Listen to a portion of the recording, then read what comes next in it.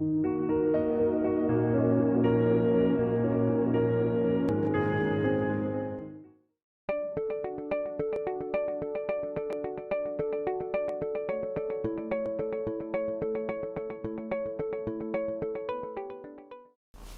ladies and gentlemen, to another episode of Next Talks. Today we have one of the greatest digital leaders in the pharma business, which is Davidek Herron, nowadays with Roche. Hi Davidek, how are you? How you doing today, Dario? Thank you for having me today. And seems the weather is pretty nice at your place, right? It is. I currently live in Amsterdam in the Netherlands, right? So it's going to be close to 30 degrees today. So typically it doesn't get that warm here, so we could take advantage of it. I go on my roof when I can, right? So it's all good. So 30 degrees in June in Netherlands, that's quite high, right? Yeah, very high, especially after the last 2 months we had of rain every day. Great.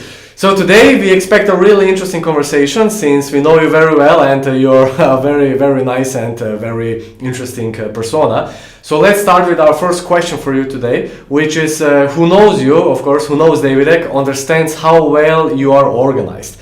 But we definitely wonder, how do you keep such great time management? Yeah, so it depends on who you ask, whether I keep great time management or not, right? Whether it's my wife or my colleagues, they might have different answers there. Time management is interesting, right? So actually, I learned by fire. So in college, I had a biochemistry as a major, right? Which means I was in labs probably 6 to 10 hours a week. In addition to, I played dual sports, collegiate sports on scholarship as well. So American football and basketball. So ideally, I didn't sleep as much, but also, I mean, during that time, it really helped me understand truly what time management is. Remember, there's 165 hours a week, right? And what we plan on and what we want to do with those hours is what changes kind of the outputs that we get, right? So it's there's always more than enough time. It's just how do you prioritize it? And then, I learned by fire, to be very transparent, in college, right? There was that's my answer. Okay, thank you very much. We know that you're a great sportsman, you love sports, right? And it's quite visual. So anything you learned in sports and what you implemented later in leadership and in business? That's a great question, Dario. Right. So ideally with sports, how it's helped me, and I've read a lot of books around this as well, but it's really around teamwork, right? And everything we do, you can't really do it in silo, right? If you look at anyone that's been successful, any companies that have been successful, it's been a group of people who drive that change, right? People is behind everything. And really what sports really helps you do is put some framework around that, right? In regards to, I'll give you an example. In a younger age in high school, I played on the championship basketball team, right? So we were ranked 5th in the U.S. at the time. We won our state championships. We had a lot of NBA players on the team, future NBA players.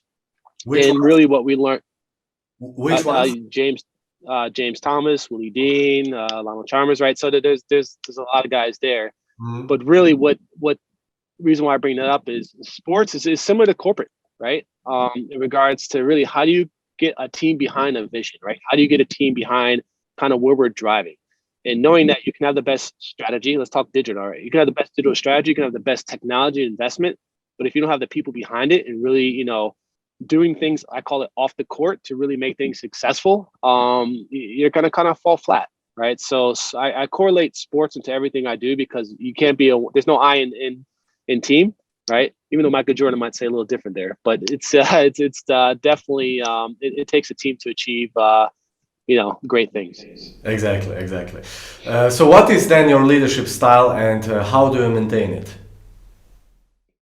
Great question, and I also have ask myself this question a lot, right? But leadership style is this really, how do I empower people to do their best, right? How do I set them up for success?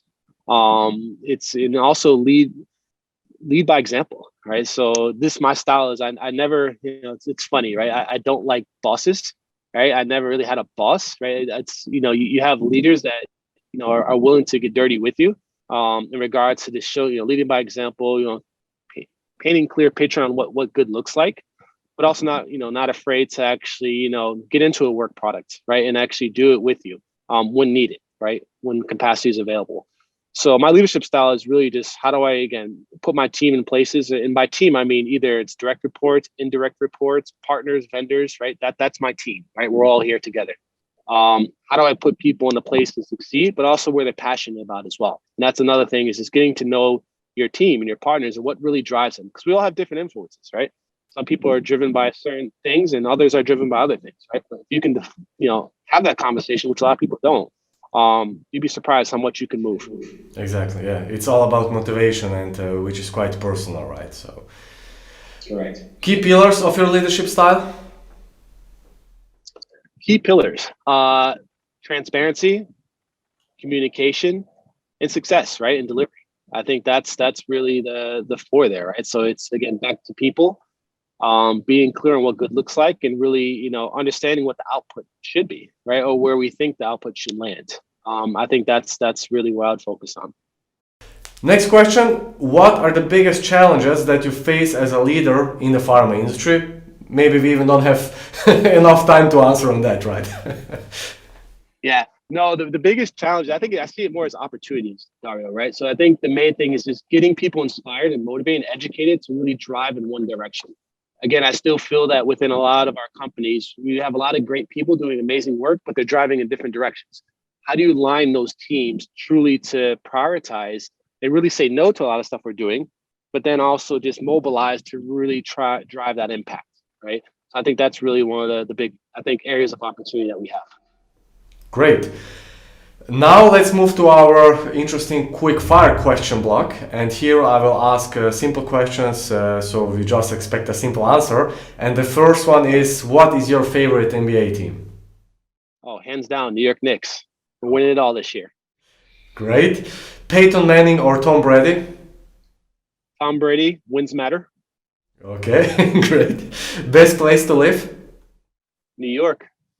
Yeah, makes perfectly sense. Great. In spare time you do? Spare time, spend time with the family on the water or somewhere around water and nature. Love getting outside. Great. During COVID, you learned what? That my marriage will last. Obviously, it's a totally new dynamic. I know it's probably weird, to be talking, but I mean, I've grown even much more closer to my family and my wife during this time, where I'm like, wow, it's gonna last, which is a beautiful thing. Glad to hear. And best advice which you would give to a younger Davidek? The very good question, Dario. Very quickly, I would say, buy Bitcoin. Don't let people. Buy Bitcoin. Yeah, outside of buy Bitcoin, don't let people create your box, right, or put you in a box that they feel was their path and it should be your path, right? Find your passion. Just move forward. That's it. Exactly. Davidek, was really much fun. Really loved it. Thank you so much, and hopefully see you next year in Dubrovnik, of course, at our live event. So, thank you very much. Good, Dario. I appreciate everything you're doing, and I love the work. Keep it up, buddy. Thank you.